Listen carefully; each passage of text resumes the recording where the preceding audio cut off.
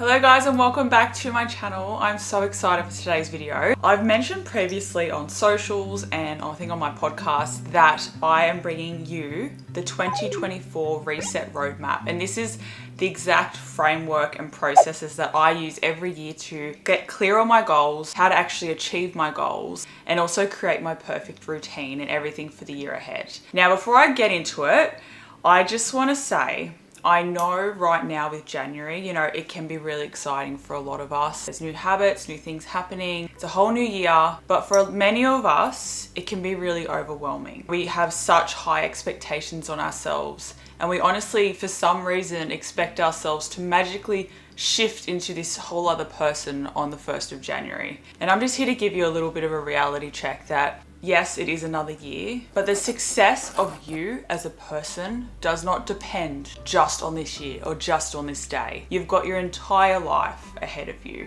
And I'm really excited to give you this free workbook and processes, which I'm going to go through with you in this video. I'm going to tell you how we can reflect, get your goals properly set in stone, how to actually achieve those goals and everything like that.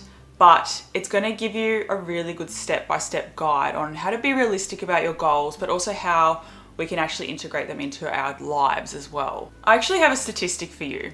Did you know the 12th of January is the main date that majority of people fall out of their New Year's resolutions? Now, I feel like that's really saying something. To me, that's saying a lot of us are doing all or nothing mentality. We're trying to do all the things at once, hit all the goals at once, and then we get to the 12th day and we're spent. You guys know creating a habit, it takes time. And when you go in all or nothing mentality, you really are setting yourself up for failure. But I'm not saying you can't reach your goals, but I'm big on giving yourself space. And this is also why I personally do my goal setting usually the second or third week of January. End of December's just a write-off. It's a lot happening. There's Christmas, there's the holidays. I know as a mother myself, I'm just spent. I'm fucking spent. Then January rolls in, and the first week of January, I feel like you're really only kind of coming out of that holiday season. A lot of us still are on holidays. And it's the only time of the year that you get a proper break, even a mental break. And we don't need to add the extra load of, okay, you need to have all your New Year's resolutions sorted. You need to have everything in place. I think it's really important to give ourselves that week or 2 weeks to be really clear. So that's why I have brought out my 2024 Reset Roadmap to start today, which is the 8th of January. It's going to be covered in my podcast that comes out today. Also, we'll be posting it on socials as well. But the amazing thing is that you guys get this free workbook, which has all of your steps in here. I do obviously recommend watching this video and listening to the podcast too, because they're going to give you a lot more depth and insight to really help you succeed. But this will be the last time that this is free. I've given you guys free New Year's goals workbooks before, but this is just leveled up because I haven't done it for a couple of years, and I've changed my processes up so that I'm able to set my goals, but I kind of have a special framework that I spread throughout the year out. So let's get into it. Now, the first thing I want to say before I get into it is I don't like to call them New Year's resolutions. I feel like the word resolution kind of assumes that there's a problem that needs to be resolved, that you are a problem that needs to be resolved. So I, again, like to say goals or intentions. I really love the word intentions because I feel like it takes the weight away a little bit. So it's up to you what you want to call them. But that's why I don't say resolutions, because you are not a problem to be resolved. Now, I've got some stats for those of you who feel like you're the only one that maybe never achieves their goals. And you're definitely not alone. So 71% of Australians have set a New Year's resolution, and 1 in 3 have pledged to adapt healthier eating habits. 33% are motivated to lose weight, while 31% are committed to improving their fitness. So a lot of this is usually around about health and fitness. 18% had already failed by January, and 41% were no longer on top of their resolution by July. And the reasons why, there's actually stats on why. The first reason was lack of motivation. The second is you forget about your resolutions, and third is you lose track of progress. And this is what I'm covering in my special framework that I've made for you guys, because everything I'm showing you and teaching you in my process today is going to stop that from happening. All right, so step 1 is review and reflection. Now, reflection is so incredibly important, because if you don't sit down and reflect the year that was, the month that was, you don't get a clear understanding of what needs to change and what is going well or what isn't going as well for you. It's a really clear way for you to understand what you do want, but also what you don't want. So I've got a whole section of that in the workbook, and there's a whole list of questions. So there is some questions. You will have to get your notebook out, so grab your little Steph Pase Planner notebook. And I want you to answer these questions. I will give you guys the link to my reset roadmap below so you can download this. I'll give you the download link and everything, and you can answer the questions yourself. But being able to reflect is the main place you need to start. And I actually have a video coming out, I think next week, on how to create your ideal routine for 2024, which is part of the process in this, but I'm making it into 2 separate videos because there's a lot to cover. But reflection is so important. So I'll quickly run through a few questions here, just so you guys can get an understanding of why we need to do this. So the first question is, summarize 2023 in 3 words. That will really get you thinking. And just remember too, like, for example, my 2023 was a shit show, but try not to let one episode of your season dictate the feeling for the whole season. So yes, through the year we have some really hard times, but there is a lot of highlights too. So try to remember that when you're doing that. My biggest challenge this year was, and how did I overcome this? And that's going to really show you your growth as a person and how resilient you are. And that's also going to help you remember for in case you come across any issues coming into this new year. My biggest wins this year were, which is so bloody important, because again, I struggle to sit down and just really reflect on my wins. I feel like, again, especially in Australia, we have tall poppy syndrome. It's like frowned upon to like look at all the wins you've done, because I think it's cocky or you get a big head, where that's not the case at all. It's so important that you reflect on your wins just as much as how much you work on your habits to get to your goals. Like, they're just as important as each other. What am I most grateful for? New habits I started, new hobbies and interests I picked up this year, because this is a big one to do with your self-care and having, like, filling up all your cups. Like I've said before, when you become an adult, we stop doing things for fun. We just do things for a certain outcome, whether that is to clean the house, make more money, get fit, that type of thing. But we don't do things just for enjoyment. And that's something that we did obviously every day as a child. And I think it's so important that you bring that back into this year and do and find things that maybe you used to do as a child that you don't do anymore, and things that you maybe have never tried. And that's going to fill up your cup so much. Like, life is so much more than making money, having a clean house and getting fit. Like, there's so much more to us than that. How well did I take care of myself? Did I set boundaries for myself this past year? How did I relax and unwind? How much fun did I have this year? How did I connect with others this year? And what unfinished business do I want to finish in 2024? So those questions honestly just kind of branch out over to all the different steps that we have to cover. So once you've done that and you really have delved into those questions, you're going to get a really clear picture of what the year that was. Because unless you sit down and really think about it, you kind of don't really remember much. Like, I don't remember what I did yesterday unless I'll have a look in my planner. All right, step 2. Now is a visualization exercise to find out your happiest self. Now, everyone's so focused on becoming your best self, your highest self, which I get, but I feel like, again, there's a lot of weight that comes with being your best self. For me, being my best self, I feel like, I can't really make mistakes.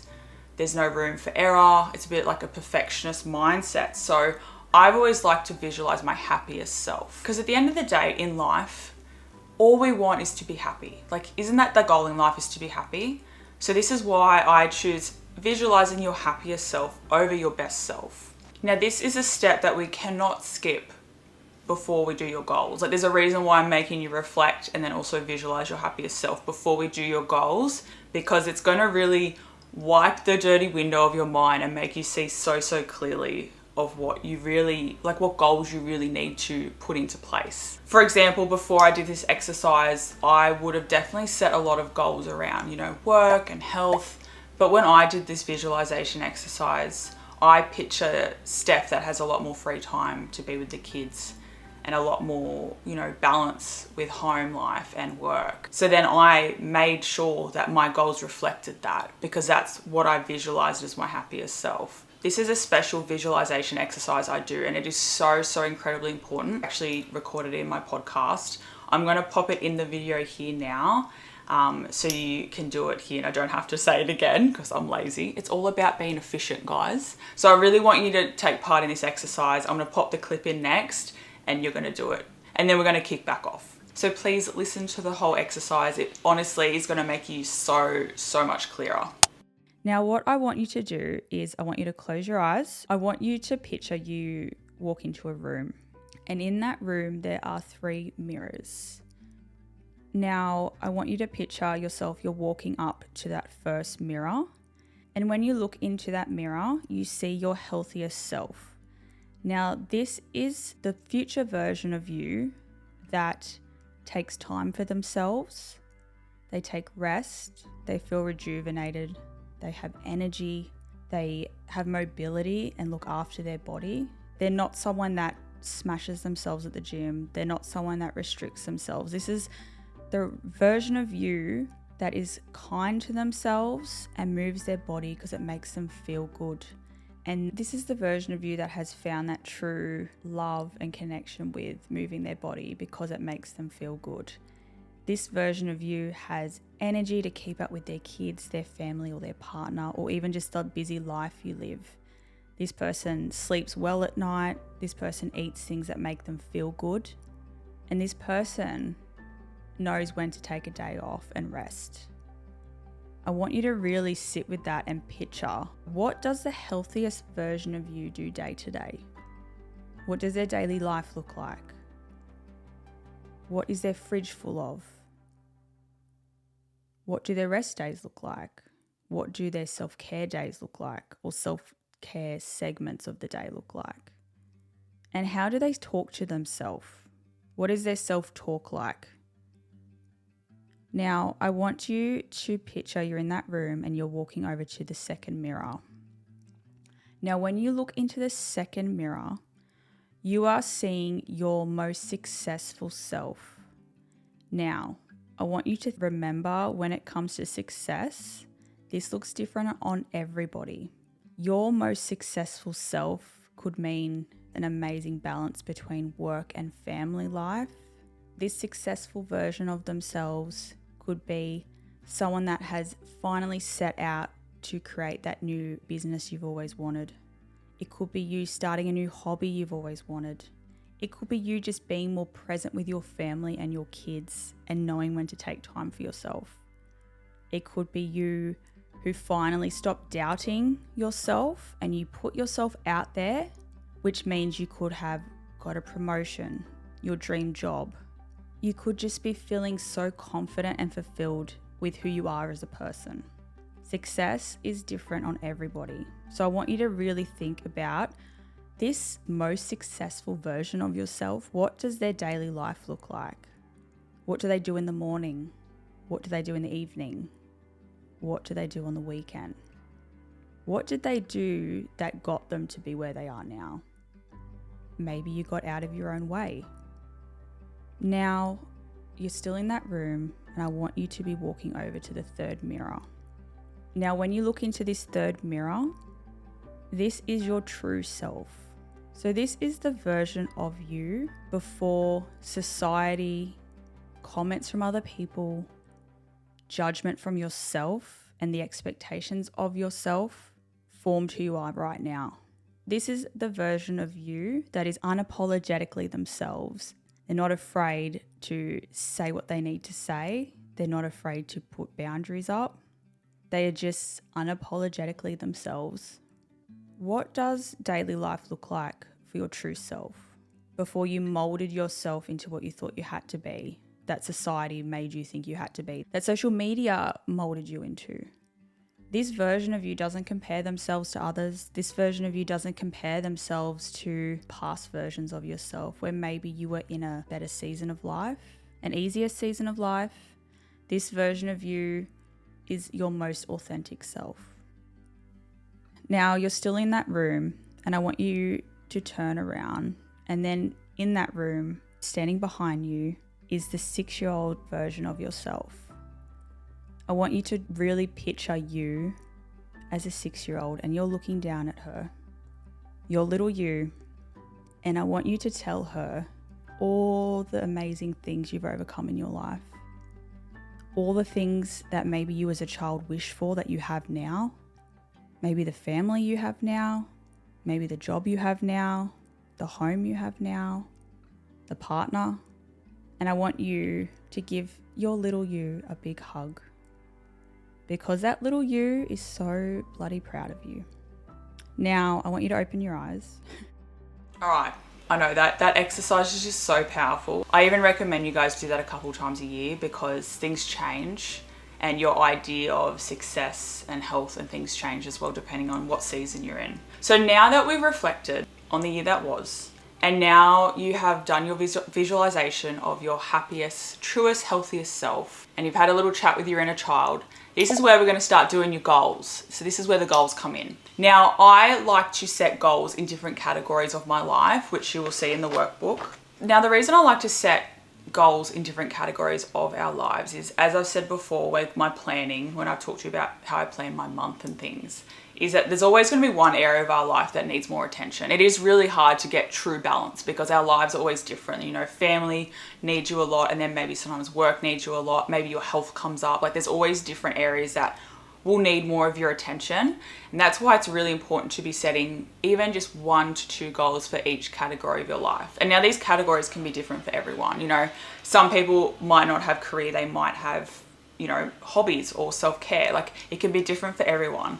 And in your workbook, these are the ones that I like to use because I feel like these are just very broad for everyone and you can really change them up. So we've got home. So this is all about how you want your home to feel and work for you. And this is really, really important. And this is going to come into a lot into next week's video on how to create your ideal routine, on how to run the household. And that's where a lot of reflections going to come in with that one too. Believe it or not, our home, it is our sanctuary and it is really, really important for our mental health. It's, you know, for me, like, where it makes me feel safe. It helps me relax at the end of the day. And it can also be the bane of our existence because there's shit everywhere. We have children, life happens. So for your home goals, I really want you to think about that. It could be maybe a project somewhere. It could be if you want your house to feel a certain way, anything like that. For me right now, we're in the unit. So my goal is to finally just kind of properly unpack, make the family feel at home. But we are going to go more into how to actually set specific goals because that's very important. The next category is health.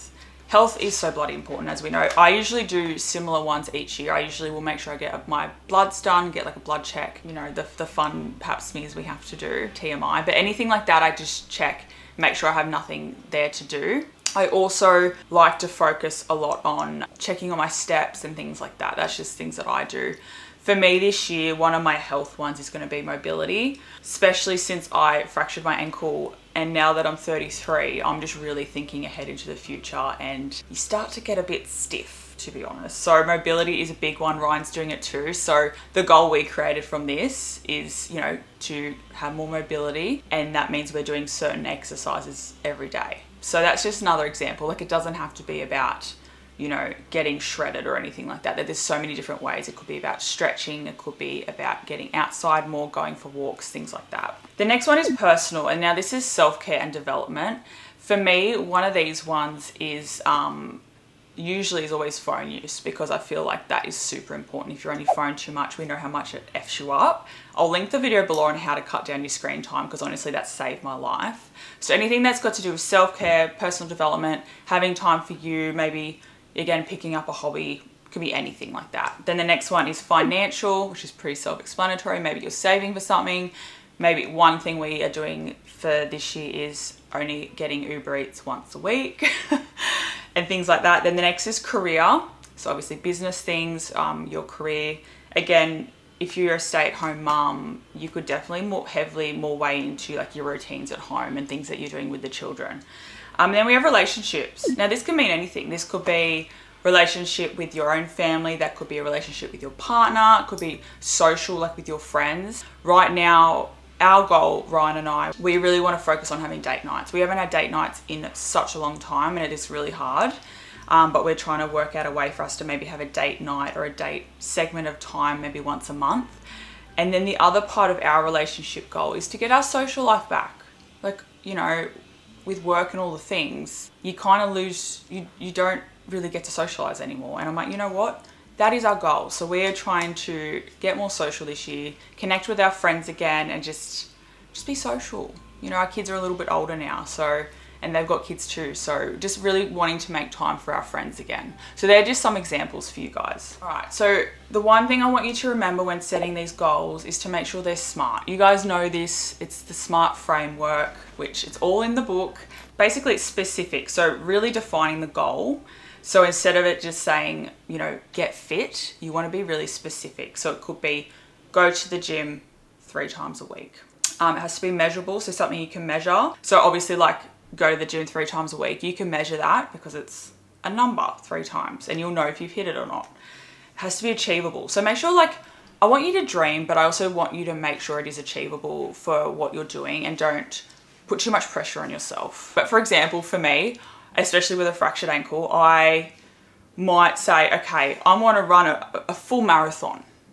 Now, let's be honest, Steph, you don't even run. Like, don't get me wrong, there's people out there that have done this and have been able to train and run a full marathon within a year. I'm not a runner, I've got bad knees. So maybe I'll say, let's run half a marathon, or maybe let's just start running.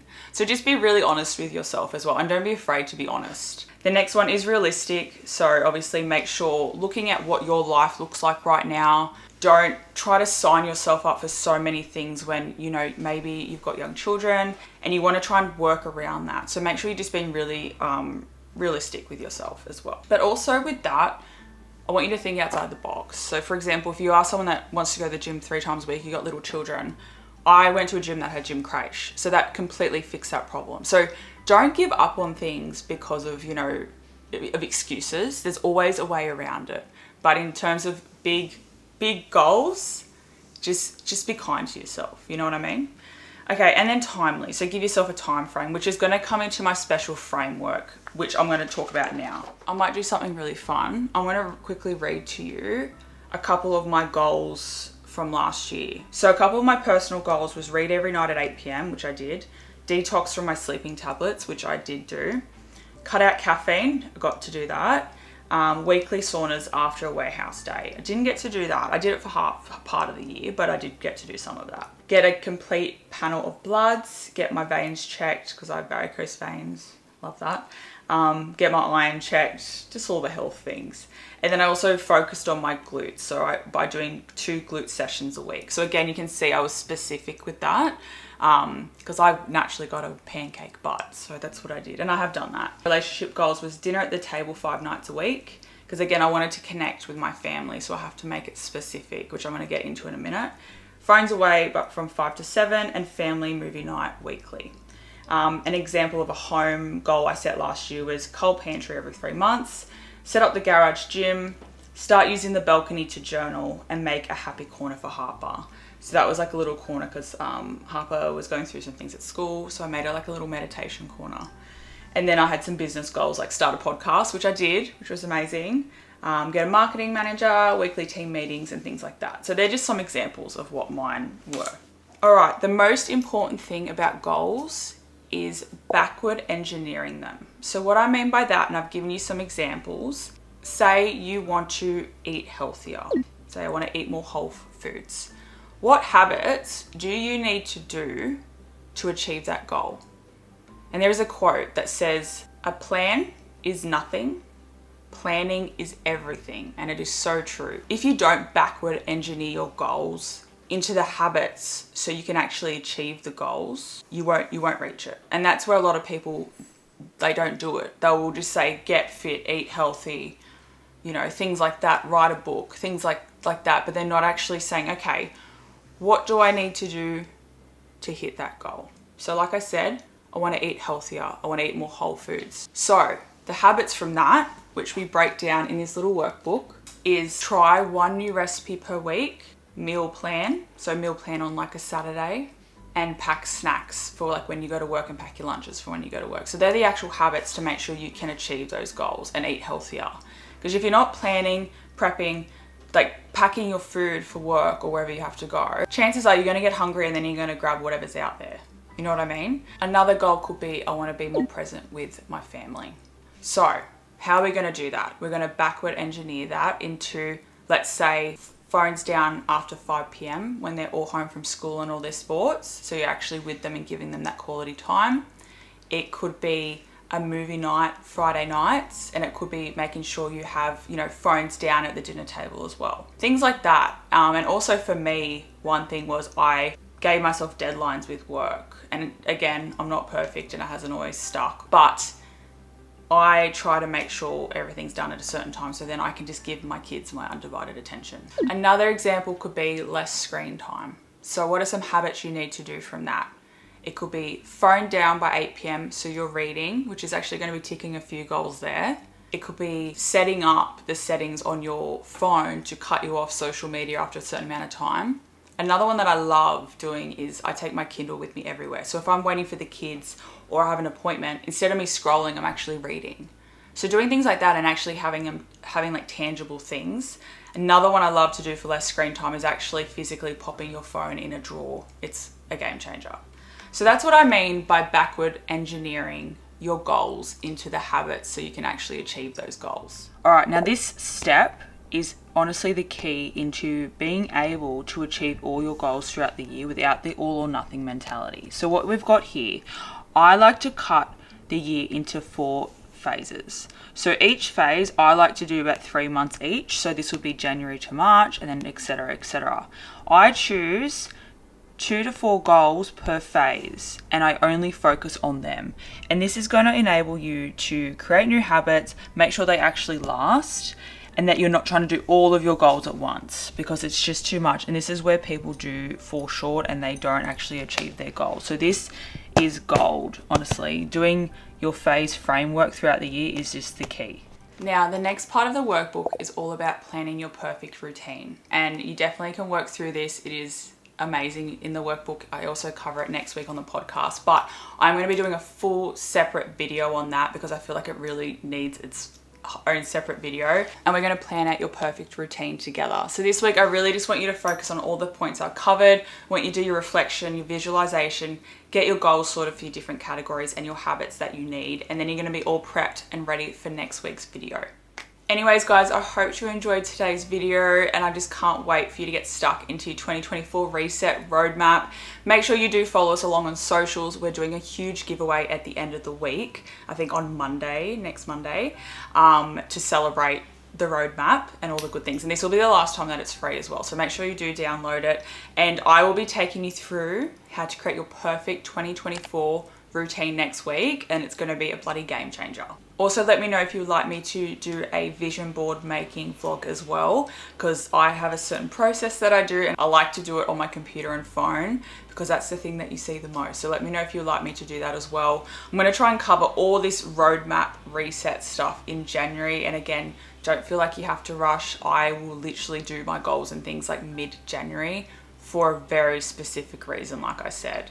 Anyways, I hope you enjoyed today's video. I hope it gave you some clarity and everything that you need to get started.